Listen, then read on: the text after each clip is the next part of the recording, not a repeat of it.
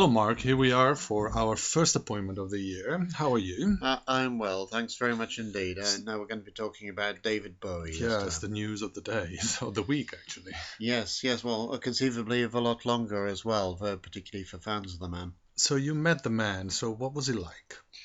He was a number of things. He was very charming, relaxed, sure of himself, but at the same time, it struck me that the relaxation was in stark contrast to many other stars who tear themselves apart with ambition and people in ordinary life. Bowie was ambitious, but nonetheless he didn't betray it. This was actually at the time of Tin Machine, his side band, and he was very keen at the time to stress that this was a side project which he was doing very much in collaboration with others. He was only a quarter of the band, which he wasn't. He was the mainspring of the band, actually. But even so, the modesty that he was showing there was telling.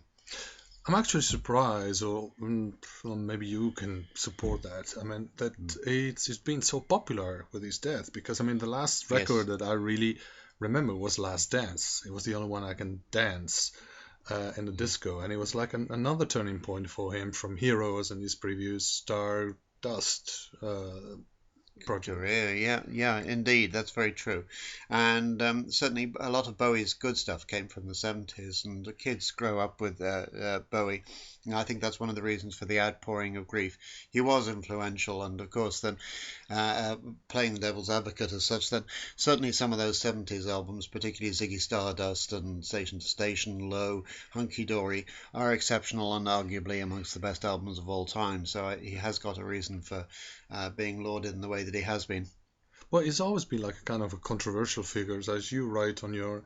on your article. He, announced his bisexuality, and then he wanted to become a certain point a politician, right? Yes, that's right. So, I mean, he was somebody, an attention seeker. And then you Mm. said that he was not. How I do you think he see? was being very sincere about his sexuality and about many other things, but it certainly is the case that in the very early days of his career, he would do or say anything which would get him a headline and get him noticed.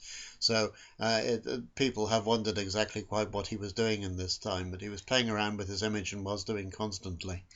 Well, certainly some people say that he stages on death. You've seen the Mm. video, right? What do you think? Yes, well, I was looking at Black Star before the thing came out and trying to work out what he was saying. And I was very disturbed when I saw the Lazarus video. Lazarus suggests a resurrection, but the whole video suggests death. There's something going on there, and I couldn't quite work out what it was, with the buttons on his eyes, with a reclining stricken on the bed, and then finally disappearing back into a closet, which looks very much like going back into a coffin. At the time, people were suggesting that this album was about a black star crashing into the earth and destroying it, but we now know that David Bowie was suggesting that the star that was going to die was going to be himself. So, was he really an androgynous?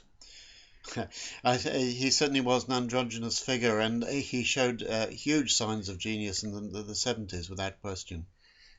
Okay, well, I can think his memory probably will go on longer than like the other uh, pop icon like Michael Jackson and John Lennon and all of that, although you Yes. cannot put him to the same category.